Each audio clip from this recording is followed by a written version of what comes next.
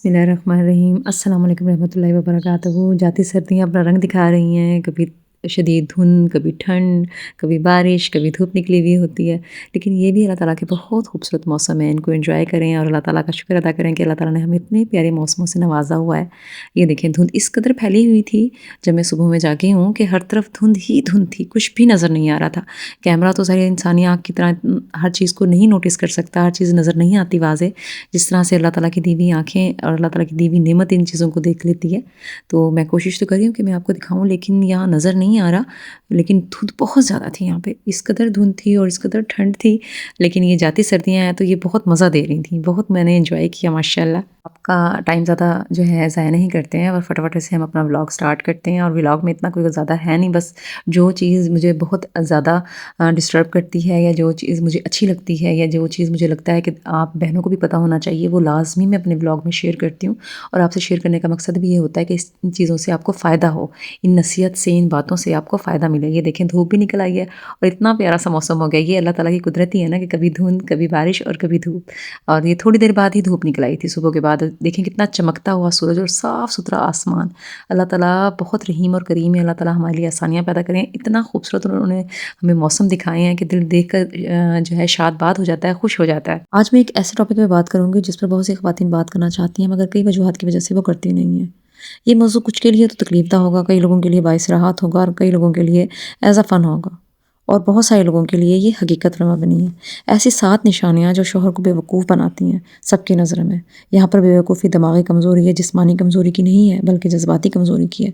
वो शौहर जो ये समझता है कि वो बहुत समझदार है मगर रिश्ते की नफ्सियात में फ़ेल हो गया है। चलें आज इन 7 निशानियों की निशानदेही मैं आपको इंशाल्लाह करवाती हूँ, जिससे आप पहचान सकती हैं कि शौहर समझदार है या बेवकूफ़ है। और एक ऐसा शौहर जो ये चाहे कि बस बीवी खामोश रहे, अगर बीवी अपनी खुशी, दुःख या परेशानी शेयर कर रही हो तो बस वो हूँ हाँ ही करता रहता है ना, यानी तवज्जो से बात नहीं सुनता है, अदम दिलचस्पी से बात करता है।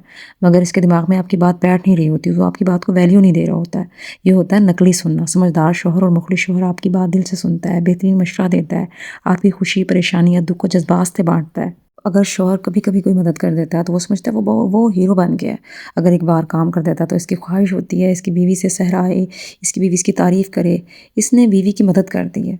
मगर इस्लाम और इंसानी सोच और नफ्सियात ये कहती है कि तसलसल से की गई मदद ही रिश्ते या को पायदार और मज़बूत बनाती है। कहे जब शौहर को टाइम मिले, जब वो ईज़ी हो, बीवी की मदद करे। शौहर छोटे काम को बड़ा समझता है और बीवी की रोज़ाना की बेशुमार ज़िम्मेदारियाँ इसकी नज़र से ओझल रहती। ये 5 इंशाल्लाह निशानियाँ जो है ना मैं आपको इस रेसिपी के बाद बताऊँगी। ये मैंने रेसिपी बनाई थी हलवा, अंडे का और सूजी का हलवा, बहुत ईज़ी रेसिपी है। मैंने कहा साथ-साथ आपको ये भी बताती चलूँ, इससे भी आपको फ़ायदा होगा क्योंकि मेरी यहाँ पे इस प्लेटफ़ॉर्म पे आने का मकसद यही है कि जिस चीज़ से मुझे फ़ायदा हो रहा है ना, वो अपनी बहनों तक मैं लाज़िम पहुँचाऊँगी इंशाल्लाह, चाहे उसके लिए मुझे जितनी मर्ज़ी एफ़र्ट करनी पड़े। यहाँ पे मैंने 2.5 कप जो है सूजी के ले लिए थे, 2 कप जो है मैंने ऑयल के ले लिए और 2.5 कप ही मैंने चीनी के ले ली, क्योंकि बराबर की चीनी ले ली। एक साइड पे मैंने पानी बॉयल करने के लिए रखा, उसमें मैंने बड़ी इलायची और जो चीनी है वो मैंने ऐसे घोलने के लिए रख दी, यानी कि गर्म पानी के अंदर उसको घोलने के लिए रख दिया, उसको शीरा नहीं बनाना। यहाँ पे मैंने 3 जो है देसी अंडे ले लिए, इनको भी मैंने बहुत अच्छे तरीके से नहीं फेंटा, बस हल्का-हल्का सा मैंने इनको फेंट लिया।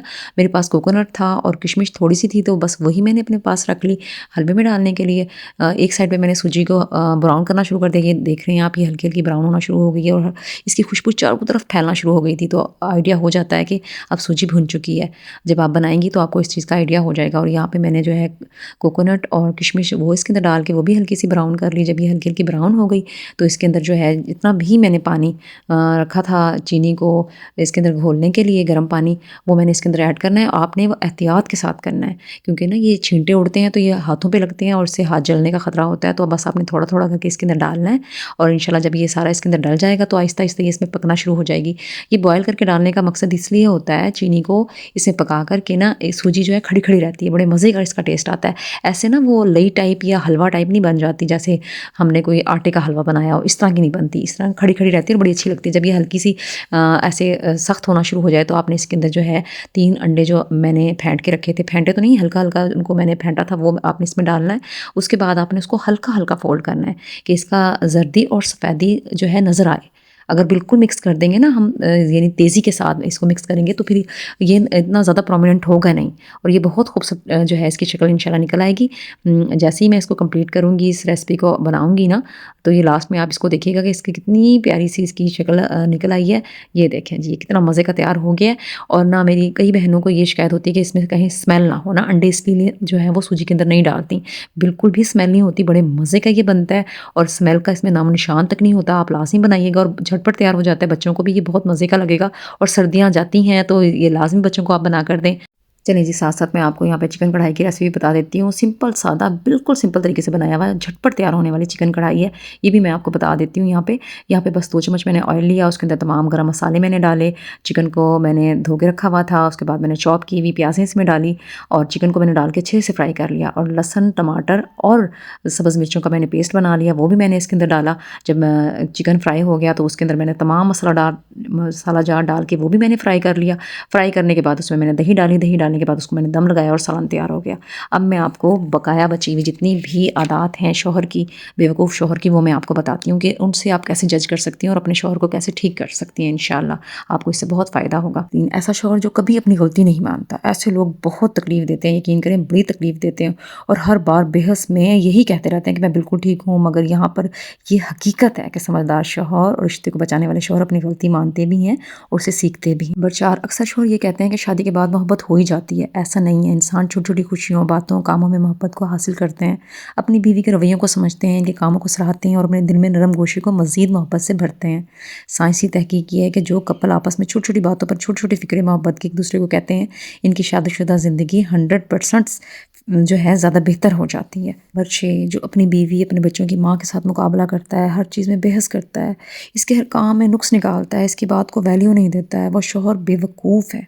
वो समझता है इससे इसका रौब बढ़ता है, जबकि इसकी वैल्यू बीवी और बच्चों की नज़र में कम होती है। अपना मकाम, रुतबा और रौब वो ख़त्म कर देता है। ये तो हकीकत है कि बच्चे हमेशा अपनी मम्मा का साथ देते हैं, माँ का साथ देते हैं, क्योंकि उन्होंने हमेशा अपनी माँ को अपने साथ देखा होता है। जितना टाइम माँ अपने बच्चों के साथ गुज़ारती है, उतना शायद वालिद ना गुज़ारें, लेकिन अगर जब जो टाइम वालिद गुज़ारते हैं, उनको चाहिए कि वो बहुत अच्छे तरीके से अपने बच्चों के सामने अपने आप को रिप्रेज़ेंट करें, अपनी बीवी के सामने, अपने बच्चों के सामने, क्योंकि वो उस घर के सरबराह हैं, वो उस घर के बड़े हैं। उन्होंने जो किरदार उन्होंने पेश करना है, वो किरदार सारी ज़िंदगी बच्चों के सामने रिप्रेज़ेंट रहेगा और बच्चों ने उसी किरदार को फ़ॉलो करते हुए अपने आप को उस रास्ते पे चलाना है। साथ मोहब्बत में मुकाबला नहीं होता, बल्कि साथ चलना होता है।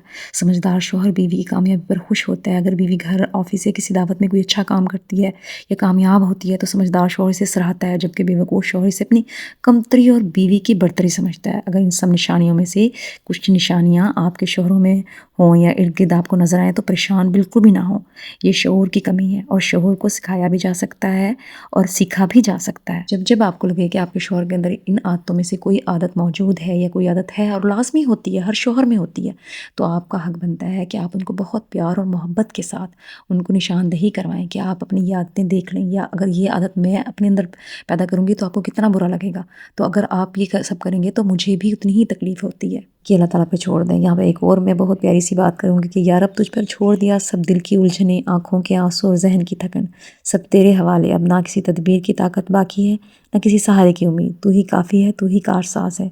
जहाँ मेरी हिम्मत ख़त्म हुई वहाँ से तेरा करम शुरू हो, बस तू संभाल ले जैसे सिर्फ तू संभालता है बेशक। तो मेरी बताई गई निशानदही ठीक लगी है तो मुझे कमेंट में लाज़मी बताइएगा और मेरे इस व्लॉग को लाइक करें, कमेंट करें और सब्सक्राइब करें। दुआओं में याद रखें।